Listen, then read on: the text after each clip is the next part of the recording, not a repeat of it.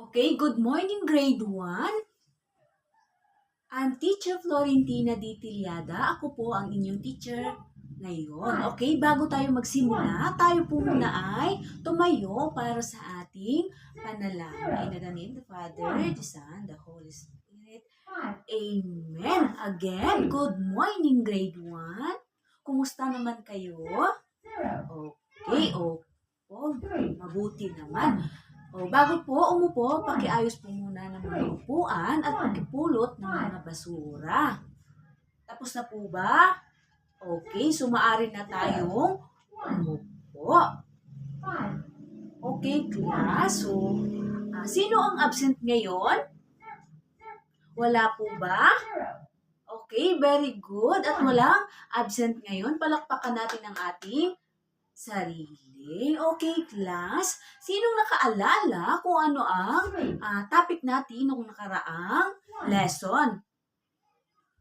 Okay, tama. Ito ay pandiwa. Okay, class. Bago tayo dumako sa ating bagong aralin, mayroong ipapanood si teacher sa inyo na video. So, manood pong mabuti dahil mamaya ay may itatanong si teacher.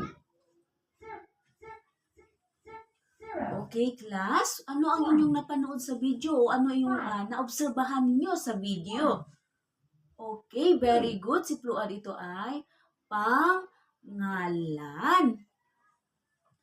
At ngayon, class, ang inyo pong binanggit na mga salita ay ito ay tungkol sa pangalan. Okay, para mas lalo ninyong maunawaan ang pangalan, ngayon ay ating tatalakayin. Okay, so ano nga ba ang pangalan? So, ang pangalan, class, ito ay nagsasaad ng ngalan ng tao, bagay, hayop, lugar, at pangyayari. Okay, para mas lalo ninyong maintindihan, bibigyan kayo ni teacher ng mga halimbawa ng tao, bagay, hayop, lugar. Okay, so unahin ni teacher sa tao. So, halimbawa po ng tao ay pulis, guro, doktor, at bumbero. Sige nga, sabay-sabay nga nating basahin. Guro, pulis, doktor, at bumbero. So, kasunod naman ay sa bagay. So, halimbawa naman ng bagay ay bola, mesa, lapis, at libro. Sige nga, isa-isahin nga natin. Bola, lapis, libro, at lamesa. So, next naman ay halimbawa po ng pangyayari. Una ay kasal, Pasko, and bagong taon. And kasunod naman po ay lugar.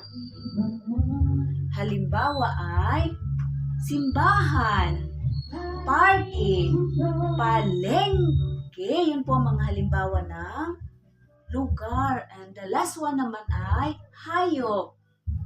Aso, manok, baboy, at baka. Yan naman po ang mga halimbawa ng hayop. So, nauunawaan po ba, grade 1? Opo. So, ano nga ulit ang pangalan? Okay, very good. Ito ay nasasaad ng ngalan ng tao, bagay, hayop, at lugar. Okay, class. So, ngayon, class, mayroon si teacher dito na isang kwento. So, ang pamagat ng kwento ni teacher ay ang alagang manok ni Maria. Ano nga ulit ang alaga ni Maria? Manok. Okay, so si Maria ay may alagang manok. Sino nga ulit ang may alaga? Okay, very good, si Maria. Pinapakain niya ito araw-araw. Nangingitlog ito ng marami. Tuwang-tuwa si Maria dahil nakakain siya ng paborito niyang nilagang itlog. Diyan po nagtatapos ang ating Okay, class, para ngayon, dahil naunawaan nyo na ang ating topic, so hatiin kayo ni teacher sa 3 grupo. So, ang unang group ay hulayan ang mga taong o ang mga pangalan ng tao, bagay, hayop, o lugar. At ang dalawang grupo naman, piliin at bilugan ang ngalan ng tao, bagay, hayop, at lugar.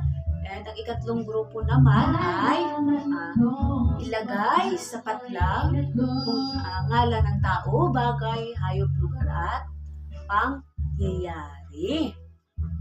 Okay, bibigyan kayo ni teacher ng 3 segundo. Okay, tapos na po ba? Grade 1? Okay, tapos na. Palakpakan natin ang ating mga sarili dahil kayo ay very good. So ngayon naman, para sa inyong individual na gawain, kunin po ang inyong number 1 notebook at isulat sa patlang kung ito ay tao, bagay, hayop, o lugar. So naunawaan po ba? Opo, okay. So ngayon, para sa inyong takdang aralin, gumupit ng mga larawan ng bagay, tao, hayop, at lugar. Ano po, idikit ito sa inyong notebook. Number 1, notebook. So, naintindihan po ba? Okay, palakpakan natin ang ating sarili. And yun lang po, grade 1. Maraming salamat at goodbye.